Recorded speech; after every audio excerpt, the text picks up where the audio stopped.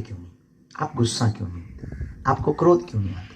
इसका मतलब ये नहीं क्रोध नहीं आता, क्रोध भी दो प्रकार का होता है, एक इंटरनल, एक बाहर वाला। कुछ लोगों का दिख जाता, कुछ लोगों का दिखता नहीं। लेकिन बहुत हद तक हमने प्रयत्न किया कि हमें अपनी मुस्कुराहट भागने नहीं देना। अब आप पूछोगे हाउ पॉसिबल, वो कैसे पॉसिबल हुआ?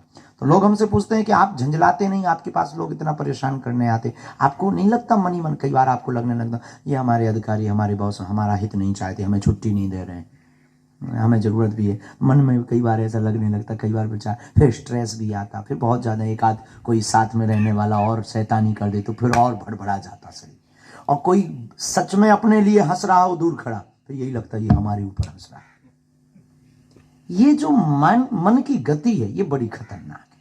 ये मन कई बार ऐसी चीजों को सत्य मान लेता है जो सत्य होती नहीं। तो स्ट्रेस मुक्ति का सर्वोत्तम उपाय, या तो आप यहां व्यस्त बहुत रहते पर 12 घंटे की ड्यूटी करके आए, आप 5 मिनट मेडिटेशन करिए, ध्यान। जरूरी नहीं आप हनुमान जी का करो, राम जी का करो, आप जिनको मानते अपने गुरु का ध्यान करो, अपने इष्ट का, आराध्य का। हमारे सरदार परंपरा से जो है वो अपने गुरु ग्रंथ साहब का, जिनका भाव बने। 5 मिनट आप ब्लैंक होकर के, एकदम ब्लैंक, खाली, कुछ नहीं सोचना, केवल ध्यान करो। अगर आप ओम का करो, प्रणव का, तो हमें लगता है कि आप देखेंगे 10 से 15 दिन में आपके जीवन में और आपकी बॉडी में बहुत फर्क पड़ रहा, आपके विचारों में बहुत फर्क पड़ रहा। कई बार शरीर जो आलस में, चिड़चिड़ापन में, आपके विचार बदलने लगेंगे और सुताई आपके अंदर हैप्पीनेस आने लगेगा और आप गाली में भी मुस्कुराएंगे। कोई उल्टा भी बोलेगा तब भी मुस्कुराएंगे। स्ट्रेस मुक्ति का सर्वोत्तम उपाय है ध्यान, मेडिटेशन। 5 मिनट, बहुत 1 घंटा नहीं, 2 घंटा नहीं, 5 मिनट ध्यान। और ध्यान का मतलब आंख बंद करना नहीं। ध्यान का मतलब हमारी मति जो कहती आंख खुले में ध्यान हो, बेहतरीन ध्यान। आंख खुली रहे और अपने आप को, मैं कौन हूं और इस पृथ्वी पर क्यों आए।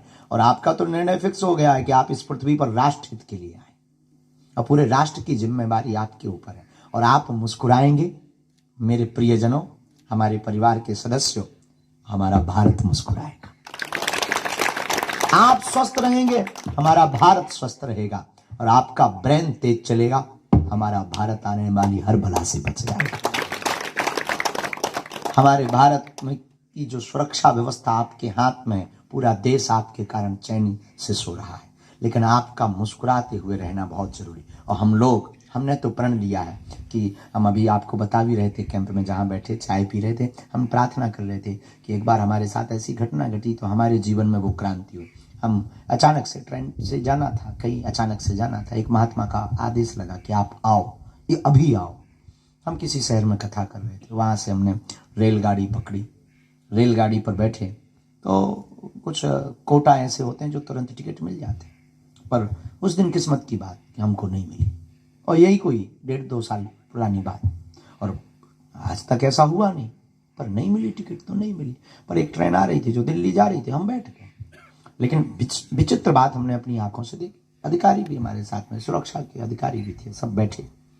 लेकिन जैसे ही डब्बा के लोगों को पता लगा कि बागेश्वर महाराज आए, आधा डब्बा खाली हो गया, सबने सीट दे दी। हमें खुशी हुई, अच्छा है, संतों का सम्मान किया, हमने धन्यवाद दिया, हमने सबको कहा आप लोग बैठो, हमको केवल एक सीट बैठने की चाहिए, किसी के भी साथ हम शेयर करें। लोग बोले नहीं नहीं नहीं, कुछ लोग नीचे बैठ गए, छोड़ दी, बैठे सब। लेकिन तब तक हम जब बाथरूम तरफ गए तो जो हमारे भीतर क्रांति घटी, वहां पर 2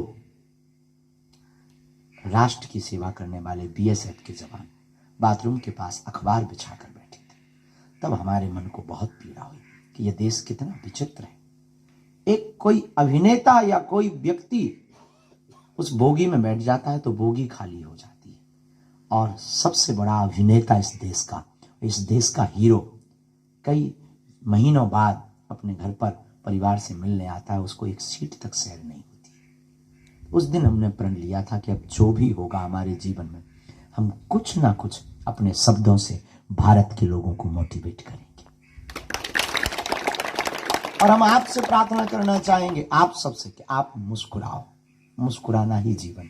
भगवान, अच्छा आप पुराना जमाना आपको याद होगा, फोटो वाला कैमरा चलता था। अब आजकल तो सेल्फी चल गई, मुंह टेढ़ा करें जैसे लोकवा लग गया हो, फोटो खींच रहे। पुराने जमाने में कैमरा का जमाना होता था, तो हमने कैमरे के जमाने में एक अच्छी चीज, बहुत ऑब्जर्व वाले आदमी है, हमने ऑब्जर्व किया, जब किसी की शादी होनी होती तो एक दिन पहले कैमरा वालों को बताना पड़ता था, देख भाई शादी के लिए लड़की वालों को फोटो भेजनी है, कल टाइम पे आ जाना।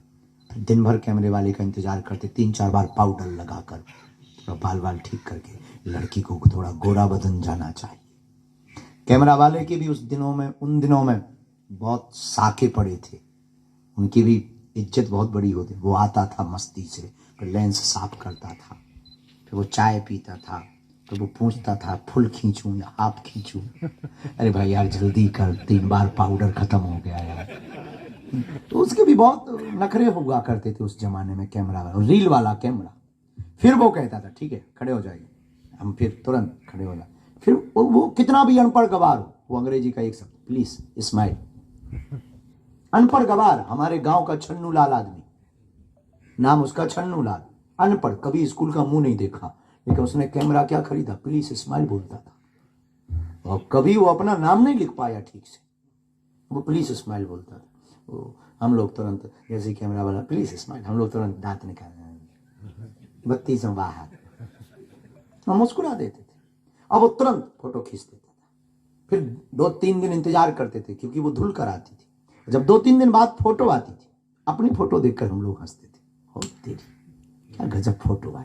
विचार करिए, 1 सेकंड मुस्कुराने से जब चित्र अच्छा आ सकता है, जीवन भर मुस्कुराते रहिए, पूरी जिंदगी अच्छी आ सकती है। पूरा जीवन बेहतरीन हो सकता है आपका, पूरा जीवन आपका प्रसन्नता से भरा हुआ हो सकता, पूरी लाइफ आपकी हैप्पीनेस में हो सकती।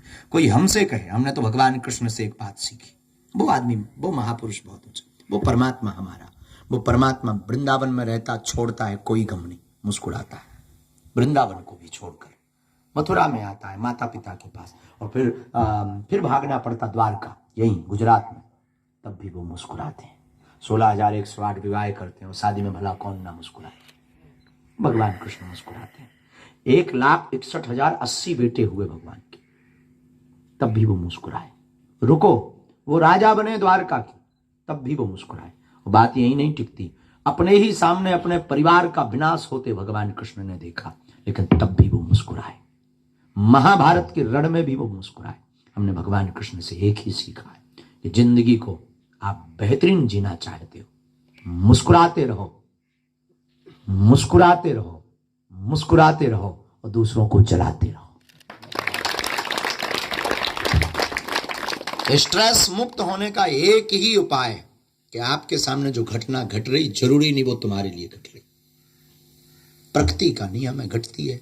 अब कोई हमसे कहे तो आपको भी थोड़ा मोड़ा तो चिंता होती है घर की, अपने राम को भी है। खैर भगवान की कृपा से आगे पीछे अभी कोई नहीं है, ठलुआ है, अकेले राम है, अभी तो कोई नहीं है। लेकिन कभी कभी ऐसा तो नहीं है कि मानव है, कुछ विरोधी लगे रहते, विदेशी ताकतें लगी हुई हैं, लगातार हिंट, लगातार थर्ड कहते हैं, लगातार थ्रेड दी जाती हैं, बड़े बड़े मेल भेजे जाते हैं। हमारे अधिकारी सब डरते रहते हैं। कई बार हमको अधिकारी डांटते हैं, आप गाड़ी चाहे जहाँ रोक देते हो, आप चाहे जिससे मिल लेते हो, चाहे जिसका दिया हुआ खा लेते, किसी के भी घर पे आप घुस जाते हैं।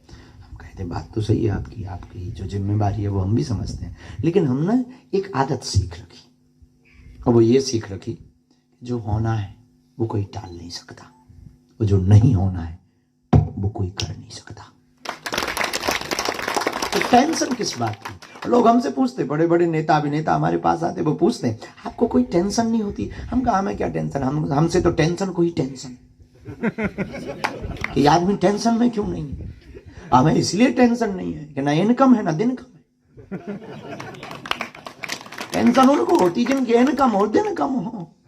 अब जो होना है सो होना है, और जब तक मुझे लोग, हमारा एक सिद्धांत, मन को ही एक हमारा कमिटमेंट है, जब तक धीरेन्द्र कृष्ण को कोई खत्म करेगा तब तक ये धीरेन्द्र कृष्ण घर घर धीरेन्द्र कृष्ण पैदा कर देगा, और कहानी खत्म। यही हम आपको बताने आए हैं। आज हम BSF के